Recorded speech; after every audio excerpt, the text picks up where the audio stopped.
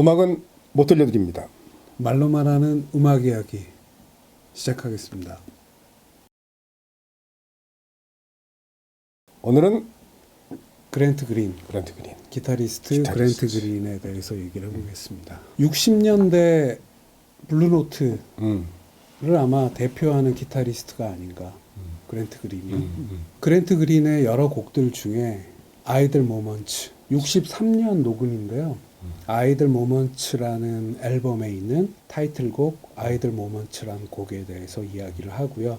우선 그랜트 그린에 대해서 얘기를 해봐야 되는데 블루노트 소속 기타리스트였고 세어보니까 블루노트에서만 30장 정도의 개인 앨범을 냈어요. 리더작을. 그리고 100여 장의 사이드맨으로서 다른 멤버들, 다른 아티스트들의 세션으로. 그러니까 엄청나게 다작을 한 분이죠. 이분 인생이 그렇게 순탄하지 못했더라고요. 그렇게 일을 많이 했는데도 그렇게 마약 문제도 좀 있었고 그리고 가족 관계도 그렇게 평탄하지 못했고 그리고 이분이 79년도 43살에 돌아가시는데 하여튼 그렇게 순탄치 못한 여정인데 오늘 타이틀곡으로 한 아이들 모먼츠를 들으면은 아, 음악 뒤에 그 인생은 보이지 않는구나. 그냥 음악은 너무나 아름답고 그 제목 그대로 뭔가 나른하고 한가하고 어떤 그런 진짜 그 시대 재즈에 이런 곡이 있었나 싶을 정도로 아마 제가 가장 많이 듣는 곡 중에 하나일 것 같아요. 어떨 땐 LP로 듣고 어떨 땐 CD로 듣고 어떨 땐 뭐 유튜브로 틀어서 듣고 폰 속에 있으니까 항상 이동간에 듣고 하는 곡인데 한 15분 정도 되는 대곡이에요. 그러니까 63년도 녹음이고 64년인가에 이제 릴리즈가 된 곡인데 그랜트 그린을 가장 대표하는 앨범이고 곡이고 아이들 모먼츠 이게 한 15분 가까이 돼요. 러닝 타임이 14분 한 57초. 그렇죠. 예. 그러면은 어떻게 이렇게 긴 곡이 그 LP 아무리 LP지만 담길 수 있었나 그 뒷이야기가 있더라고요.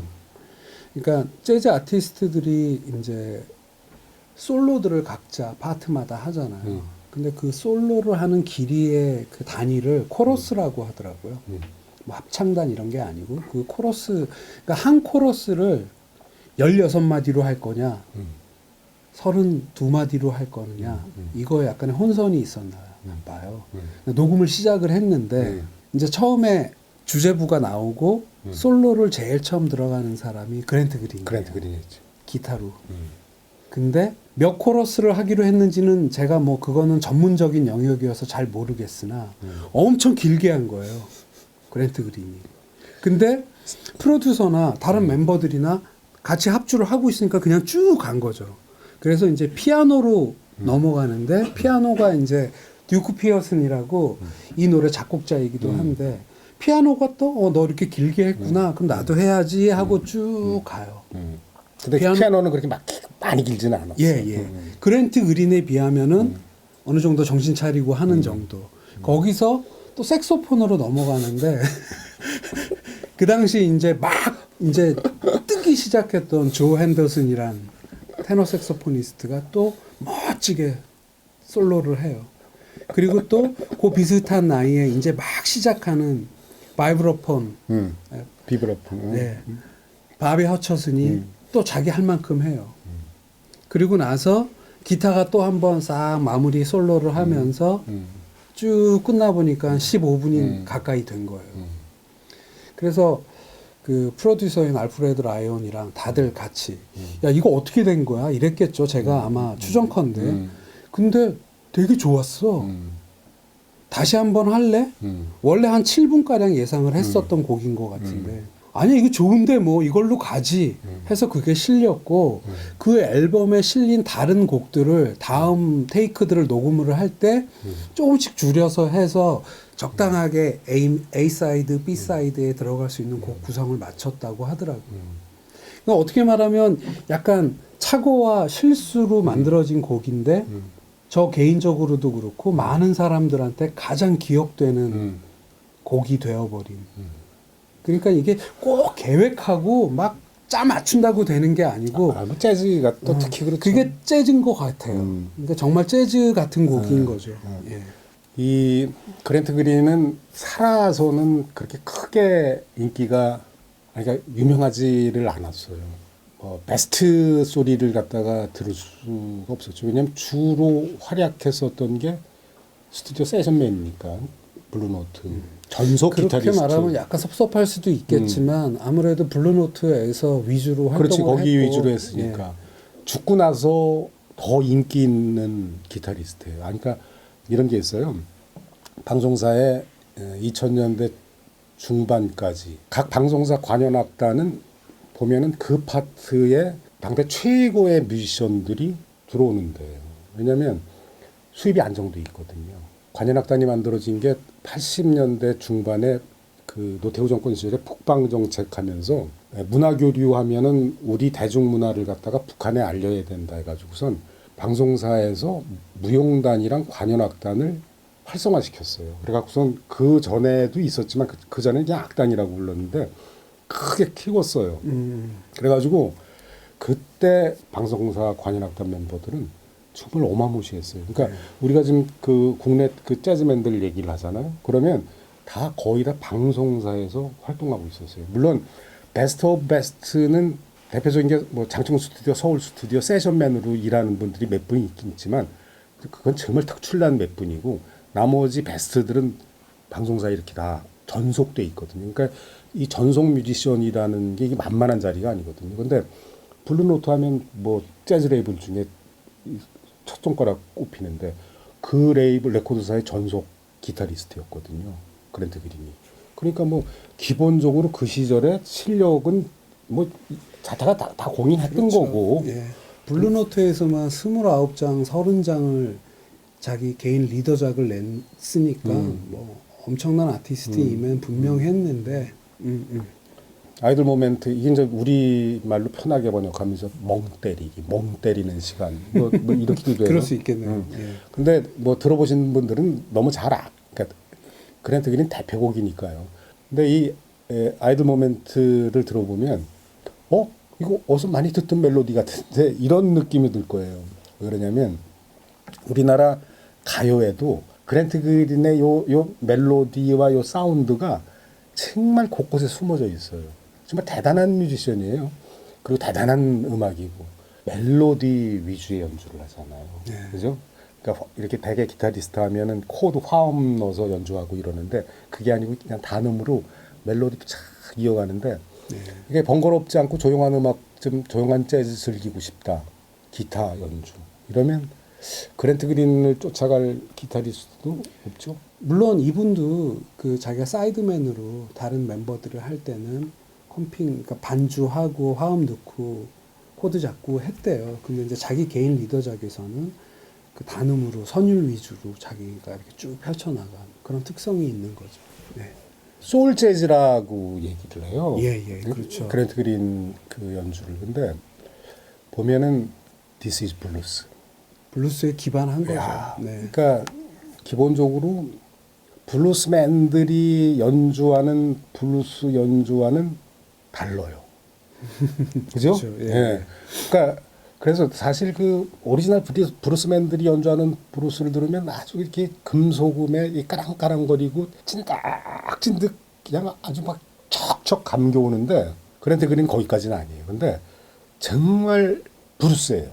하여튼간 이분이 60년대는 하드밥인데 되게 나름 개성 있는 자신만의 하드밥을 했고 그러면서 소울 재즈에 약간 효시는 아니지만 소울 재즈 같은 느낌으로 변해가고 또 70년대에 들어서는 되게 펑키하게 펑크, 재즈 펑크로 가기도 하고 그래서 아까 말씀하신 것 중에 이분이 그 당시에는 그렇게 많이 평가받지 못했다. 이게 제가 생각하기에는 웨스 몽고메리나 케니 버렐이나 이런 여타의 되게 개성 있는 기타리스트에 비해서 평가가 그 당시에 부족했는데 이게 사람이 참 인생이 되게 웃긴 게 이분이 순탄치 못한 삶을 또 살았다고 했잖아요.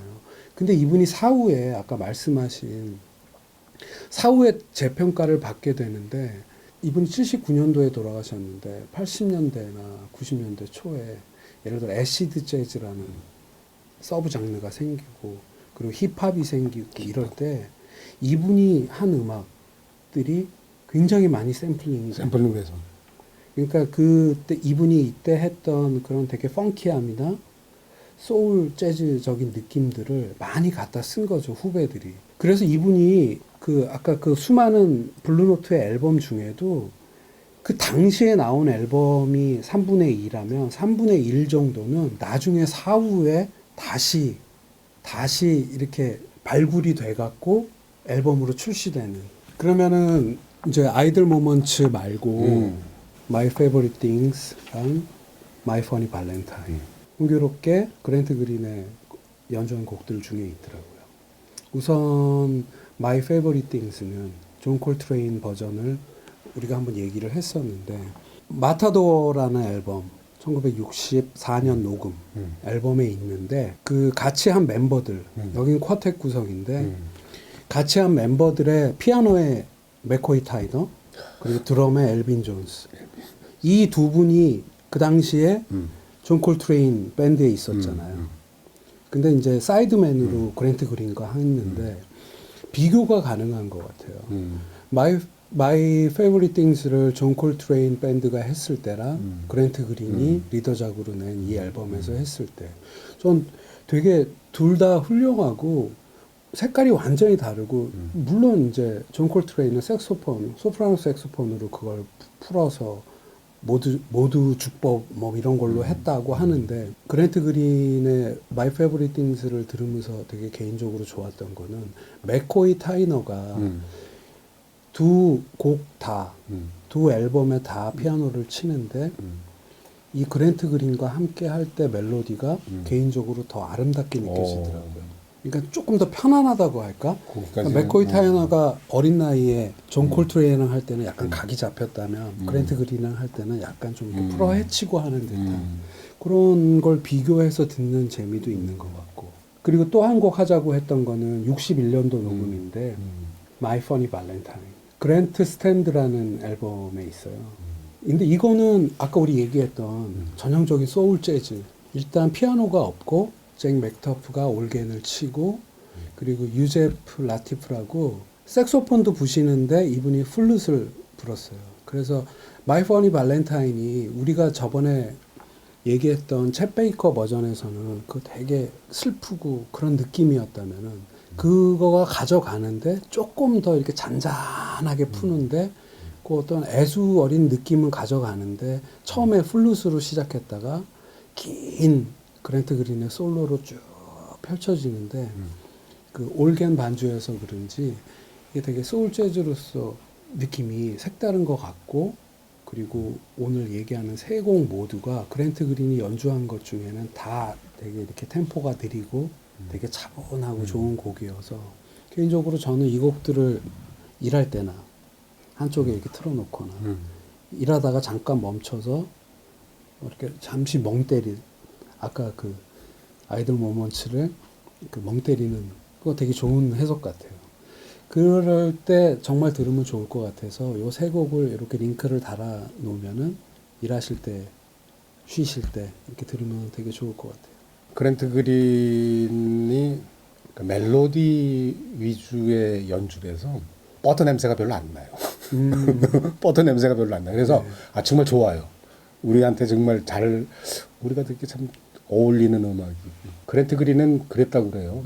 관악기 주자들한테 그러니까 마일스 데이비스니 뭐 이런 사람들한테 조언을 구하고 그들의 도움을 좀 받았다고 자기가 그런 얘기도 한 적이 있는데 아주 차분하고 현란하지 않아요. 근데 아주 정말 깊이 있고 좋아요.